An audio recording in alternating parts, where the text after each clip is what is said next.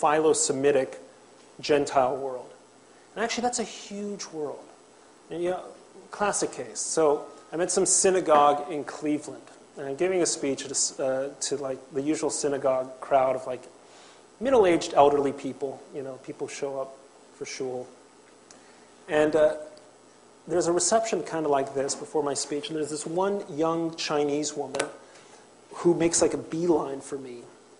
So, you know, comes up to me, introduces herself. I forgot her name, but she's from Shanghai. She's getting her MBA at Case Western. So I said, so what brings you to this night's event? She said, we Chinese people know. Jewish people, smartest in world. And I said, well, I don't know about that. I mean, you know, there are a lot of smart non-Jews, Chinese, Indians. No. Jewish people, smartest in world. Nobel Prize in Medicine, 42%. Nobel Prize in Chemistry, 33%. Nobel Prize in Physics, 37%. You know, I'm probably not doing justice to her accent, but it was a very, you know, pronounced accent.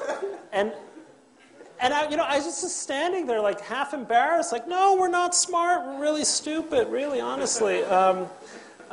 Anyway, the reason I tell that story is because, you know, China, this minor, insignificant country of 1.3 billion people, rising global power, there's a hell of a lot of philo-Semitism in that country. Now, sometimes that's just based on taking anti-Semitic stereotypes and giving them a positive gloss, like, Jews, good in business, yes.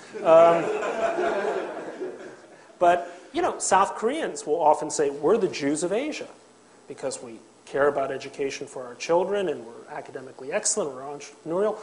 Indians, another billion Indians, overwhelmingly, basically pro-Israel. Now, that's in part a function of Indians who hate Muslims, and so it's like the enemy of my enemy is my friend type of deal. We don't do a lot to reach out to them. I get sent, you know, various groups send me to college campuses. I go and speak University of Pittsburgh, University of Michigan, Columbia. Now, I wish someone would send me to, like, the University of Nebraska, where I don't have to, like, fight a battle to make the case. You asked about the, you know, college battles political battles on college campuses. You know, what I'm saying is we ought to be reaching out to a large constituency of young people who don't necessarily have skin in the game, and they're persuadable, and they might just be interested, and you might just be able to do something positive with them that will have an impression for the rest of their lives. And finally, yeah.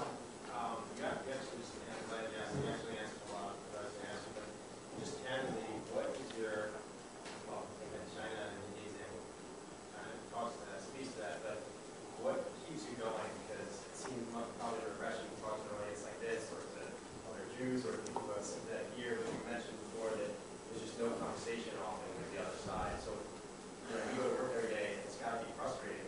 At the end of the day, you have moments where you're, you know, this is certainly an uphill battle, but it's a losing battle. Who might convince it? I would probably enjoy it more if it were a totally losing battle, because I'm a sucker for lost causes, which is probably not a good thing to say. But look, I'm basically an optimist, and quite frankly, as between talking to you all, you know, who are more or less, I suspect, sympathetic to what I'm saying, and going to a college campus and getting the Muslim Student Association to show up, I mean, that is true joy. Because you're dealing with people who not only hate you, but they're stupid. And so you get this, like, Obi-Wan Kenobi moments in which you're like, these are not the droids you're looking for, you know. You know, that's actually kind of fun, and it's definitely fun when, you know, you go and the Palestine Solidarity Campaign shows up as they do, and it's, you know, I say, look, there's some people in this audience who frankly are going to agree with everything I say, but to those of you who are from the, you know, the Solidarity Campaign, I want to welcome you in particular. I'm glad you came. I take it the very fact that you came, that you're here, is that you're at least open to hearing my arguments. I'm totally willing to take questions from you after I'm done speaking. And really the point that I want to make to you is all of you, I am sure, consider yourselves like really good, progressive-minded people. And if that's your view, what I'm going to try to do in my speech is persuade you that you're mistaken in not supporting, at least at a fundamental level, not supporting Israel, opposing its right to exist, opposing its claims. You know, I had this experience about 2 years ago after the war in Gaza, there was this horrendous short play that came out by a very fashionable feminist British playwright named Carol Churchill. It's called Seven Jewish Children. And to me, it was just a rankly anti-Semitic play. And of course, so it's some little crap theater on the Lower East Side agrees to produce it. And so I decided to go and see it for myself. Audience is maybe twice the size of this, maybe 3 times the size or so. And I sit there and I watch the play, which can be read in about 10 minutes. And then they decided they wanted an audience discussion. And so who's hosting the audience discussion? It's Alicia Solomon of The Nation and Tony Kushner, the author of Angels in America, Jewish-American playwright. And so, the audience discussion, which I would say is probably 95% ultra-left-wing Jewish. And so I'm like, oh no, this play is not anti-Semitic. It's about man's inhumanity towards man, or, blah, blah, blah. So finally I just raised my hand. I was called on, and I said, Mr. Kushner, I think it really took just guts, real courage on your part to bring this controversial play to the Lower East Side of Manhattan.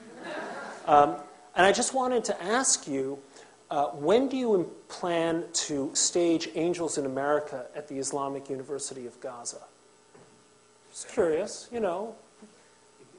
landmark play about gay rights in America. Why not have it at the Islamic University of Gaza? You're so sympathetic. I didn't say that, but so I asked that, and there was this big, booing of me. But again, I enjoy that. I like being booed. I'd be happier if you would boo me at the end of this talk. And so he said, well, because I'd identified myself as being from the Wall Street Journal, and kind of dismissed me. But afterwards, he came up. He's like, I don't understand your question. Why did you say that? I said, can I tell you, Tony, if I may call you Tony? I said, look, when they come for us, you're Jewish, I'm this right-wing conservative, you're really liberal, progressive, they're going to kill you first. And frankly, what I'm trying to do is stand up for your play and for your values and your whole idea of personal freedom. Because the truth is that in Israel, you can be a self-respecting gay man and a playwright and an artist and a political figure of extreme views, and no one is going to lay a finger on you. They're going to respect you, they're going to honor you, they're going to whatever, you're going to be treated as a celebrity. And the moment that you set foot in Gaza, they're going to kill you. He said, well, and then it kind of went on. He said, well, I don't know. I think we were very extreme. So I said, look, how about we have a debate? And so for a while we were going to have a debate, but then he was working on some play in Minneapolis. And then, last year I debated Roger Cohen, the New York Times columnist in Washington. And, he thought he was going to crush me. He's Oxford educated. I'm like this schlemielish American, and I had loved it. I mean, I crushed him in the debate. You can see it on C-SPAN. He was completely stunned. So he asked me what keeps me going. It's like arguing with fools and winning, and probably. It's a lot of fun, I'm debating Gideon Rose at the New York Historical Society in April, so if you want to come to that. I don't know. I'm kind of amazed that I have the privilege of doing what I do. And I feel like the purpose of being a columnist, of being a kind of a public, I don't want to say intellectual, but, public talker aloud, is, to wield your ideas in the service of what you think are great causes. And to me, there are a handful of great causes in the world. One of which is the success of what I believe is genuine liberalism for everyone, and the other is the survival and prosperity of the Jewish people. Why? Because I happen to be Jewish. Let other people wish for their own survival and prosperity.